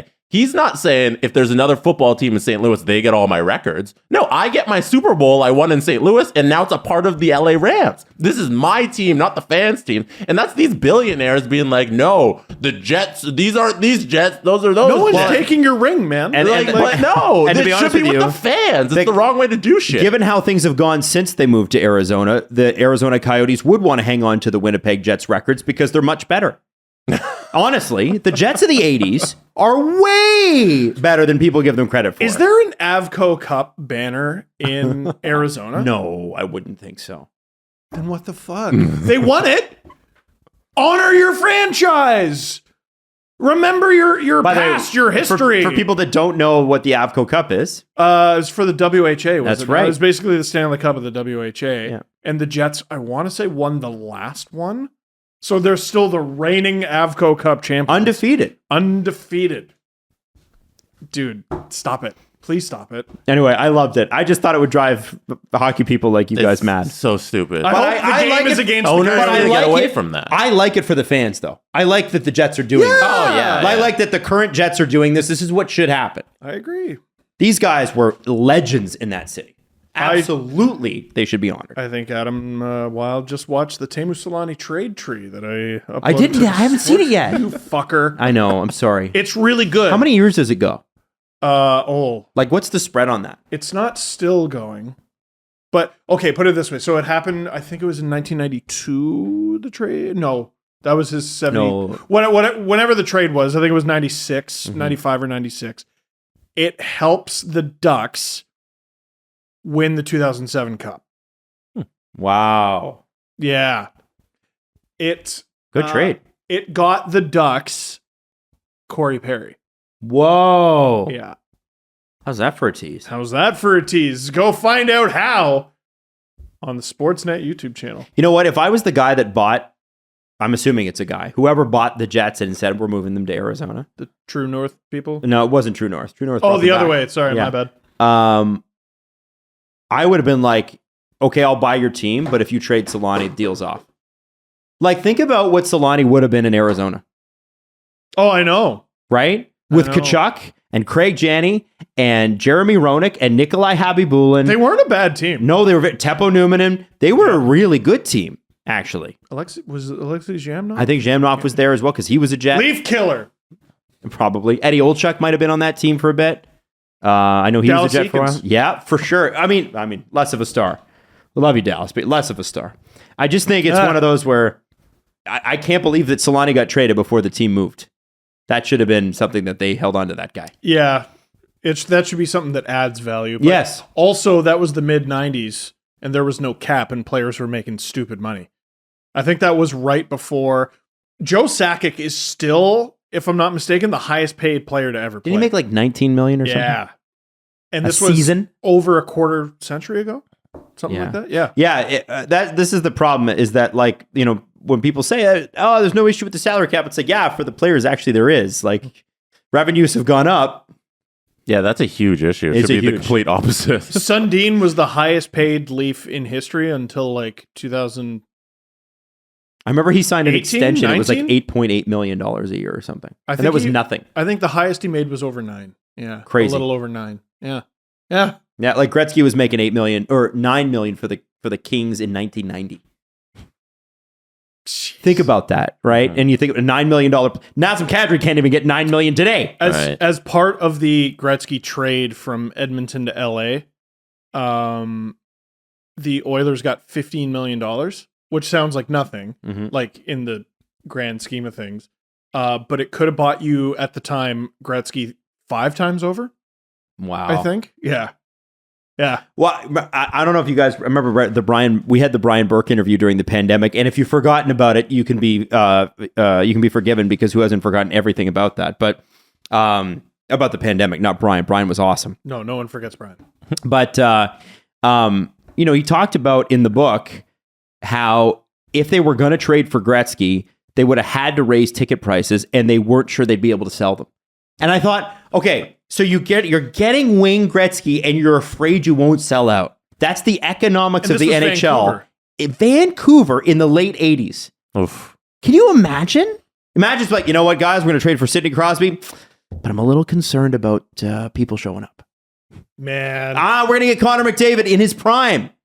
I'm not sure people are going to see it. We're going to have to raise the prices. I don't know if we can do it. That's crazy. And then years later, he said Toronto couldn't support a second NHL team. Gretzky did? No, Burke. Yeah, I think there's a business case to be made for that. No. I think he's wrong. Eventually, he will be wrong. City gets bigger. Eventually, he can support two teams. Yeah, maybe at the time he was correct. Yeah, you know? but I think certainly now I would maybe look at that differently. There's a lot of money here. And like McDavid, back to the contract thing, that's a player who should be making $25 million based on like the other sports and how athletes are actually paid based on their market value. McDavid should be in the 20 million something range. McDavid is more than $4 million better than J.T Miller. You know what I mean? And that's not meant to be an insult to J.T Miller. It's meant to be the biggest star in this league. Like, he might stop being the highest paid player in the league, like, in a year, in less than a year. Basically, if the salary cap goes up, yeah. Well, because of Nathan McKinnon as well. Like, he's going to get, I don't know, Nathan McKinnon on the open market should probably fetch $13 million.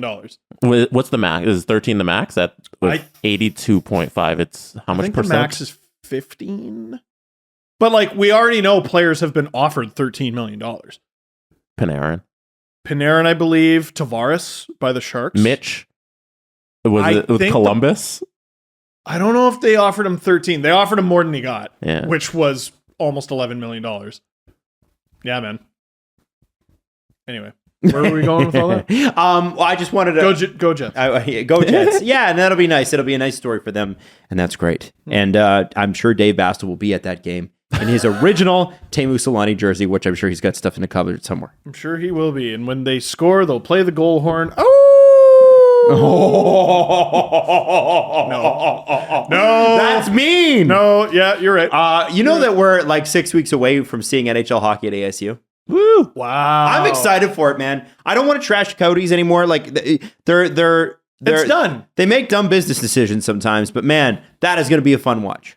I mean, listen, I maintain my stance on it, but it's done. Yeah, so it's happening. Done. It's happening. So this is the just enjoy it part. Yeah. Listen, you're not always going to be in an ideal situation. But sometimes you got to make the best with the situation you're in. And they're playing in a closet. And they need to make the best out of it. We shouldn't downplay how absurd the spectacle is going to be. Certainly it is. Like, it's going to be a fucking wild watch. I'm sure ESPN's just dying to play that game on ESPN. You know what it reminds me of? No, ESPN. It's not. Of course. It might. Just for holy shit, look at this. Right. It does make the NHL look a bit silly. I want Stephen A. Smith at ASU. Me too. But here's the thing. The one good thing I'll say out of this is, and we've said this before, I think that and I'm not just being obnoxiously positive here. The one good thing that could happen is it could, like, you know, when you see a band in a smaller environment and it's awesome, and then you see them in this thing and it's still awesome, but it's not as intimate. I get it. You're getting hockey on an intimate level. It's expensive. The tickets are not cheap. But if you can fill that barn every night, and if you can have some fun and develop a real following there, it's going to carry them for the next decade. What a golden opportunity for Arizona to rip off Canadian tourists. I'm sure it's sold out. What? Hey, get some advice from your neighbors in Vegas. Yeah. Because actually, Jesse, because Steve's probably going to be doing streams. Do you want to go down? Yeah, let's try it. Let's go. You want to? I'll do some research. Huh? I'm only doing the stream Saturday. Well, I work during the week, so. Oh, yeah. But fuck you said fuck me, so fuck you. Well, you know what? I could take a few days off, and we could do a live podcast down in Arizona. I gotta work. I want to just go watch hockey. Let's go see the Leafs. Let's go see the Leafs play in Arizona. Let's do it. I want to do it. We can do that, right? I want to see Matthews score a hat trick in a 5,000 person venue. Yeah, we get to see Matthews. You know what it reminds me of? Like, I remember there was the Leafs rarely do this, but there was a preseason game at Ricoh, now Coca-Cola Coliseum. So it was the home arena of the Toronto Marlies. And Patrick Marleau was playing that night. And I remember just being like, it's odd and frankly not right that Patrick Marleau's playing in this building. Yeah. Yeah. It's weird that he's weird. playing here. And like, Sidney Crosby's going to play at ASU. Connor McDavid's going to play at ASU. That's bananas. I went to the Coyotes website and it says single game tickets. Check back later this summer for single game ticket opportunities. So we'll see where that goes. Later this summer. So what the website says. Summer, They're selling like 2 weeks remain. right now. They're only selling like 5-game packages, 10-game packages, suites, that sort of stuff. Okay. So I don't know where the single game tickets are going to come available, but we should try and get down there for a game. The one for me, like if this leads to sustainable hockey in Arizona as a market, then it's a good thing. Yes. Like if this is the path you had to go through, if you go through the mud and this is your arena for the next couple of years, but then you get 20 years, 30 years, 50 years of this franchise, then it's all good. Yeah. Then thumbs up to you. And more Austin Matthews talent, please. Arizona could turn into the hockey hotbed of the entire world. I will still criticize the way this played out. Agreed. And I don't think you're wrong. I don't think anybody can look at this and go, no, objectively, this is the right thing. No. And also, it's fucking not. let's also, in the context of the last 15 years of what's happened and what they've done to those fans down there, right? Ownership changes, the NHL buying it, moving it to 3 different cities. Like, it's crazy. But Jesse's right. Steve's right. If this is what it takes, well, by golly. Then we can have it both ways. So we can say the last 20 years in Arizona have been awful. And it's For just the fans. It's been a shit show and it's been a mess. But also, there's a thriving hockey market there, and they're trying every single way to make it work. And if this makes it work, then kudos to you. But it's also been really shitty along the way. No, I got news for you, Jesse. If you can't fit your entire ideology into a tweet, then fuck yourself. All right? Okay. Or in a one argument. Remember, every conversation starts from the beginning.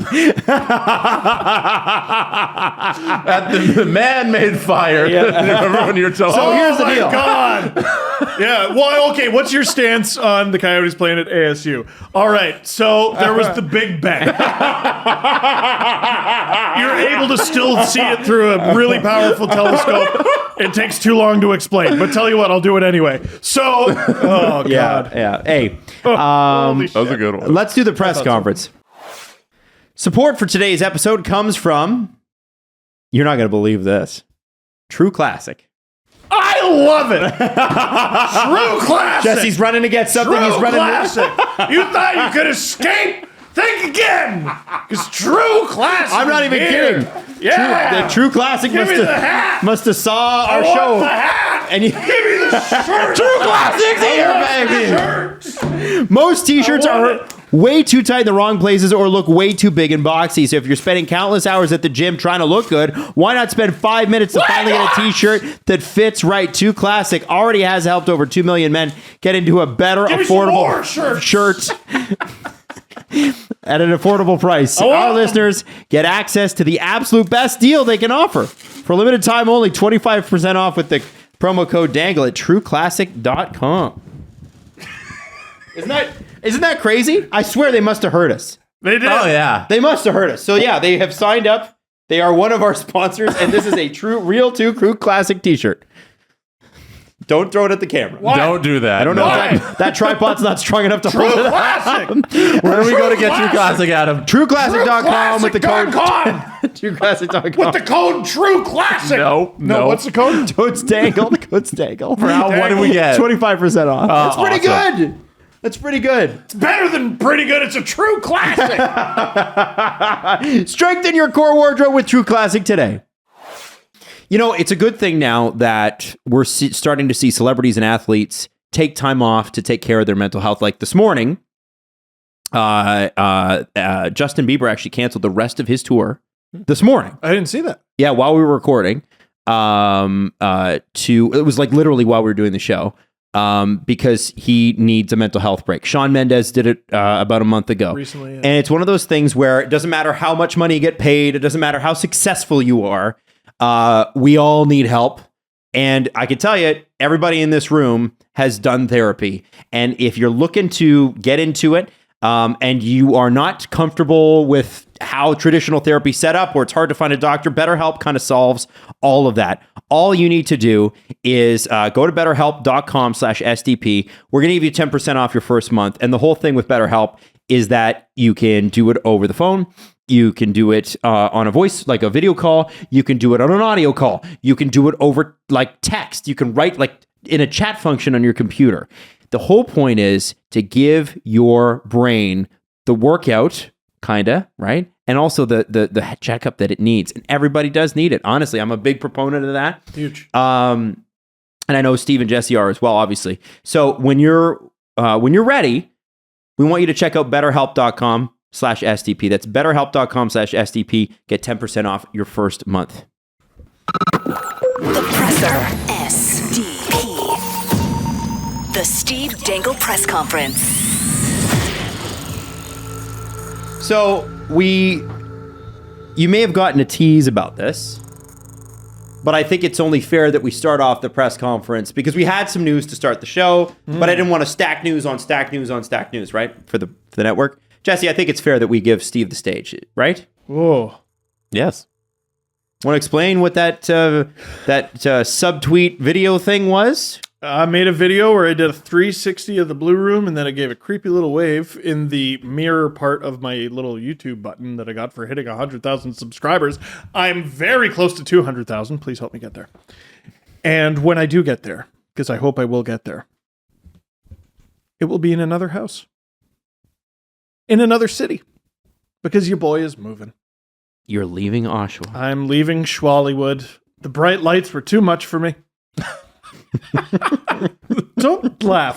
The community was too thriving. Berry Hill Farms was just too damn good for breakfast. It is. It is actually really great breakfast. It's amazingly. No, and I'm actually very sad to be leaving Oshawa because I really do like my neighborhood and I like my neighbors and the community and everything. But moving to Ajax, which is, for those of you who have no idea about Toronto suburbs, it goes, here's how far I have to drive every goddamn time I come to this place. It's Toronto, Pickering, Ajax, Whitby, Oshawa. By the way, Toronto, when he says Toronto, there are several neighborhoods that were not previously a part of Toronto, like Scarborough, which is where Steve and I are from. So you have to go through those first. So Is it Scarborough or Toronto? Here where we are right now? This is Toronto. This right? is Toronto. Like Toronto proper. And then we are about a 5-minute drive from the start of where Scarborough was. Scarborough goes for about 20 minutes. And then it's Pickering for about 10 minutes. Whitby for about 10 minutes. Ajax as well. Ajax for about 10 minutes. And yeah, Ajax first and then Whitby. And then nothing, Farmers Fields, and then Oshawa. I hate that that's accurate. But I'm moving closer to the city. And in traffic, how long does it normally take you to get here? Like just for a podcast? An hour. How long will it take you? Today it took over an hour. How long will it take you from Ajax? I calculated that by making this move, assuming we do 3 episodes a week, which we will, I will be saving 3 calendar days of my life a year. Wow. In the car. 3 calendar days that I will be spending in the car. Gone! I can do whatever I want. I'm going to be saving at least 40 minutes every time. Now, if you'd moved to Whitby, you could have become mascot of the Whitby Wildcats Minor League Association. Are you aware of the name of the Ajax Minor Hockey League Association? They're the Ajax Knights. And there's another one. Didn't they amalgamate with the Pickering Panthers? Ajax Raiders, my friend. Ajax Raiders. Ajax Pickering Raiders. So the reason I know about the Knights is very briefly during my 4th year of university, I got a little side job at my friend's dad's sporting goods store. And I steamed the stop signs, the stop signs they put on the back of jerseys to make sure you don't hit people from behind. I steamed the stop signs onto the back of Ajax Knights jerseys. Oh, cool. Yeah. I've never done that. Is it satisfying? It looks satisfying, like when you steam that stuff on. No, the whole time I was just like, I hope I don't fuck this up. That's how I go into most things. So why are you moving? We wanted a bigger house for our son, who's getting taller and more child like instead of toddler like, and also less paperweight, more less paperweight, and he's a very fast paperweight. Yeah. And we wanted to move further west. That was always the plan, was to get a little closer to Toronto. I had someone go, well, why'd you move to Oshawa in the first place? And I was like, because that's all we could afford. But then it became this place that we grew to love, and I'm very sad to be leaving. Now, Jesse, I understand that you're going down there on Friday. No, he already went 2 weeks ago. Yeah, I think so. 2 weeks, to see what is going to be the new Blue Room. Yeah, so there will be another Blue Room. It's ginormous. It's bigger than like this space. Yeah, so it's bigger than this room. Yeah, it's long. It's long. Yeah. It's so basically what I could do is on one wall I could unwrap the entire Blue Room as it is right now, and just I could make it so that you could barely tell I've moved, or I could completely change the design. Well, what do you think you're going to do? I don't know. I think I'm gonna change it. Maybe we should get some voting going on in the Discord. Like, do we want some change? Do we want a glow up? A little bit of a glow up? Well, and here's another. Well, I won't eyeball where I nail everything, so I'll actually measure it out. But I've stopped collecting memorabilia. We were talking about this. Yeah, because there's no room. There's no friggin' room. Like, there wasn't any room in the Blue Room, and then I thought there was no room, and then I found room, and then stuff had to go in the storage room, and then I'm giving away stuff, and now I can start accumulating stupid shit. So if you want hanging it on the wall. So if you got some dolls you want to sell, I'm your guy for your figures. You have an opportunity here where you need stuff now to fill up the extra space. Yeah, not a lot, but when some. we're doing the tour, like there's a lot of cool ideas on what you can do with that space. Like in the middle, like we were talking about, those lights that are also Jumbotron. Yes. Like you would have like a true center ice there if you want to put in maybe some fake ice carpet or something like hardwood, whatever you want to do. Like it's gonna be cool once you finish it. Yeah, it's gonna be a wall little bit that has to go up. That's priority one. Yeah, but you can build like a true space where you got different kind of studio sets in many different locations. It'll be awesome. And that's what I currently do in the Blue Room, but it's like I literally turn the camera because the room is so small. Yeah. Every house we saw, and we didn't mean to move, by the way. Like it was, so I wanted to move next summer. My wife wanted to move right away. So we compromised and we're moving right away.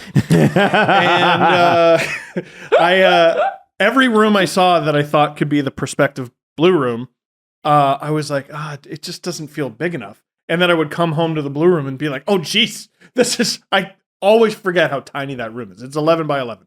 That's it. 11 feet by 11 feet. And it's flooded several times. Actually, no, it's 11 by 10. And it's flooded. I mean, let's think, like, are you going to do some sort of tribute to the Blue Room? The OG Blue Room? What, at my parents' house? Well, did you call it the Blue Room when it was your bedroom? No, but it was blue. Okay. So the first real Blue Room was this little setup that you had at your house. It was the first room that I owned. It was all mine. Right. And it was dedicated to your videos and the Leafs. And my bed wasn't in the background. Like, let's talk about... Yeah. And there wasn't a window shining light into the camera lens. Your white blinds. Yeah, you had white blinds, and he'd shoot it in the middle of it. It was just this... There's two windows in the new Blue Room. One I'm getting blackout for, and the other I'm literally going to cover with a wall. Smart. Smart. Because I don't need it. Can we talk about the changes that you have undergone or that your channel has undergone in the 10 years in there? Because I got a couple things I want to prompt you on. Oh, man. I was looking up some old conversations yesterday. Uh-oh. And we're on a chat with ourselves, obviously, and producer Chris, who predates Jesse, was here for about a year and a half, and then Jesse took it from there. That's right. And Steve was hyper excited, Jesse, about a video. Hyper pumped about this video. Do you know what? You gotta remember, the 13-14 Leafs were trash. Dave Bolin got off to a hot start, got injured. It was bad. Yeah. And Steve was very excited because he had a video. And this is, I'm not making fun of you. This is something to be quite proud of. Sounds like just you're making different. In 36 hours, you're like, I just had a video hit 2,500 views. Wow. And you were like, this is really good. This is really, really good.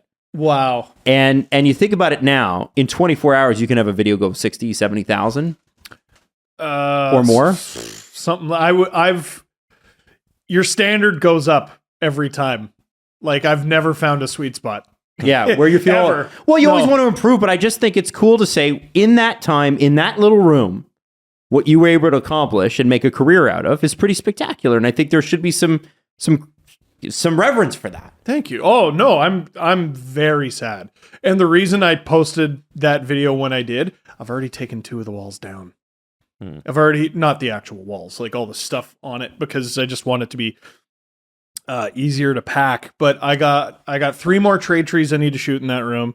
I don't think we will have started Dangets or hat picks by the time we move. And then I've left up the leaf wall because I'm anticipating some trades, and I'm leaving it up in case I have to make LFRs, because here's the handy thing that we've done. We actually sold that house, so it's going to stay in the family. If I want to shoot videos in there, I can, because we've sold it to my brother and sister-in-law. Amazing. And if for some reason something happens with the blue room to be, I can just be like, oh, well, and drive to Oshawa and shoot the video, and hopefully they don't mind me screaming. I might have to shoot morning after videos for that. Maybe. Maybe. I just think it's pretty neat. I just think it's funny how. Yeah. It's that room helped get me through the pandemic. Like, I basically took almost everything off the wall and redid it just for something to do. Like, I was slowly losing my mind. You know what sucked, and I'm not going to do again? Double-sided taped soundproof foam to the ceiling. That was not fun to take off. Well, and guess what? It doesn't sound worse now that I've taken it off. That was a physical manifestation of a mental breakdown, basically. Oh God. You don't need it. I just want you to know too that when Steve started in that room, let's talk about your equipment just for a second. What were you using? I was using your stand for your camera was a shoebox on a table. Right. Couple books. And couple textbooks from Ryerson. Couple textbooks. No, it was a Canadian dictionary and a book of George Carlin jokes. There you go. And it was, I believe it's called Brain Droppings. And what kind of camera? A Canon Rebel T3i. And underneath, so it's a DSLR camera, and it's laying flat on a book. There's no tripod for it, so it's laying flat on a book. The lens, though, is not at the bottom of the camera. It's not flush with the bottom, right? Right, so it would tilt down. So to keep it from tilting down, I put a pack of hockey cards under it. A pack of about 8 hockey cards. And it was... I can't believe they let me on TV with this shit. And because when you did the tank video, where you were saying the Leafs should tank for Matthews, Yep. and Kiprios called you a loser on Hockey Night in Canada, yeah, that was your setup. yeah. That was, the tank that rolls across the screen. That was, I basically just moved it down the table. And the little white IKEA table that we had. Now things have improved. Oh, and the light was this little, basically, desk lamp Pixar light with printing paper over it. That's right. It was the desk lamp. Yeah. And it was like one of those lamps. $10 lamp. And they overheat, and he taped paper to it. It got so hot, and I was very not smart. I was unplugged it, though. Oh, that's good. And your microphone setup? Was the internal mic on the camera. That was it. It's amazing. No, professional. This guy. Really professional. It's okay. I improved a long time ago. What's that? Oh, the beginning of last season. How the fuck It took do I have you a light? 11 years. Like, no, 14. Oh, sorry, 14. Well, it took 14 for me to get an editor. Yeah. Edited them all on my own in that room. Oh my God.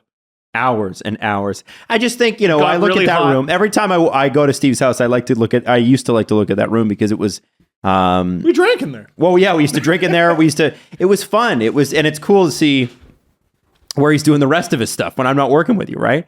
And that room, it did have an energy to it that I think you have left in there. I'm going to so- miss it. Yeah. So I think whatever happens next is amazing. But I thought there's a little bit of retrospective. You got to kind of look back and go, holy smokes, there's been a lot in this room. Yeah. I'm trying to not do that. Oh, sorry. No. Like when I'm there. Yeah. I can do it with you. It's fine. But if I'm in there and I think too hard about it, I start going, "Ooh," and then Well, we're very happy for you. You take guys back the deal on the house. Sorry, guys. I'm giving the house back. I think Christmas might be a little awkward. Yeah. If I did that. We're still here. So congrats on the move. Thank you. We're excited to have you closer. It's going to save you a lot of time getting here as well. I can't. There's a bottleneck in Whitby where there's traffic for no reason. If there's traffic because of an accident or Because something, it goes down a lane. yeah, it's just bullshit. And now every time I drive through it, I just cackle. I just go, 3 more weeks. I can't wait. Beautiful. I can't wait. I am going to miss Oshawa. But I'll be back Absolutely. because the house is still in the family. Jesse, do you have any more questions you want to ask, or should we? We're not done with Steven Dangle. He also did something else to his body this summer. Steve, do you want to show the camera your arm looking to your soul over here? Yeah. Steve, describe for the listening audience what is on the screen. I got, I'm a really smart guy, so I've never got a tattoo before. So what I did was I got a huge one on one of the most painful areas of my body, which is your inner bicep. I got a lion done by Livia Sang, who I believe I've talked about on the show before. So Livia drew the Felix Potvin sketch in the Blue Room. Yeah. Like 12 years ago. It's beautiful. The line looks amazing. Yeah, so I wanted a lion, and I got one, and I've already booked my next sesh. What are you going to do now? Or are you going to talk about it? Are you just going to surprise everybody? I don't know, but I'm going to do basically a half sleeve on my right arm, maybe come up to the shoulder. And Any barbed wire in there? No. Okay. Dragons? No barbed wire, no dragons, no hearts. Chinese characters you don't know the meaning of. Arabic characters you don't know the meaning of? No characters I don't know the meaning of in any language. Okay. No, none of that. All right. None of that. But I'm now tattooed guy. What about... What are you? What? Remember that guy who had... What was that James Cameron movie? The Alien... Avatar? Yeah. What about some Avatar faces? Oh, I can There's a see guy who that. had every Avatar face on his back. We Loyalty. liked the movie so much. Loyalty across the Why would collarbone. Why that movie? Like, it was a cool movie. Like, it was cool. But to like, get it tattooed on you? and all over your back. It's That crazy. was the most successful movie ever to that date. Name a moment from that movie. Well, there was some Alien sex. Alien sex I is the remember first place that. I went. Alien sex, and that's it. It's just because it was 3D and it was the first 3D movie, and we were all like, let's go see that. Yeah. And let's experience what that's like. Visually, it was neat. Visually, Yeah. it was neat. How many 3D movies have you seen in the last 5 years? I don't even know a lot, but lot? yeah, I've seen a lot. Actually, I don't remember the last time I wore 3D Really? glasses for a movie. And I don't think they had that much, to be honest with No, you. they don't. There was one scene in Captain America 2 where he throws his shield, and I was like, oh, that was good use of 3D, and that was it. Natalie and I took some edibles and went Hell and saw yeah. James Bond, the most recent one, because there was nothing else to do, and this was, I think, like right off of the end of Omicron, so it was like Right. This wasn't recently, right? no, it was like February or something like that, and we watched it, and it was pretty good in 3D. It was, or at least it felt like it was. James Bond in 3D. Yeah, it was interesting. The car scene where I don't know if you guys have seen it, but there's a car scene where the car does like a 360 with machine guns. It's kind of neat. I was like, you should check that out. Did in 3D. you go, whoa? I did. I was like, whoa. Yeah, anyway. Good for yeah. you. Yeah. I like a good movie. I like going to the theater. Yeah. Yeah. Anyway, Theater. listen. Steve, tatted, moving. Things are happening. Full midlife crisis. Let's go. Absolutely. Can't wait. Yeah. Next he's gonna buy a car. Yeah. I'm just, Mazda 3 next model up. Oh shit! Ooh. He's gonna get the winter package. I might, yeah. Maybe. Sorry, sir. That'll be $1 more. What? We're really. You guys aren't going to talk about Mexico or Greece? I guess we could on the next episode. the We just line. talked for like 2 hours. Hour 40 in. Fuck it. Yeah, we'll talk about it next We did a episode. lot. There's a lot to talk. And listen, there probably isn't going to be a lot of hockey news between then and now, so I can tell you some of the funny stories then. Oh, he just Thursday. There it is. fucked us. Thursday summer stories. So yeah, we do some summer All stories right. on Thursday. Let's do it. Until then, we just want to let you know that we love you and we are so happy to be back. And this is going to be an exciting season. This is the first quote unquote normal season we have had since 2018, 2019, knock on wood. Assuming this desk is made out of wood. I don't actually know if it is. Feels like so. it's like a Subwoofer guy. What's it made out of?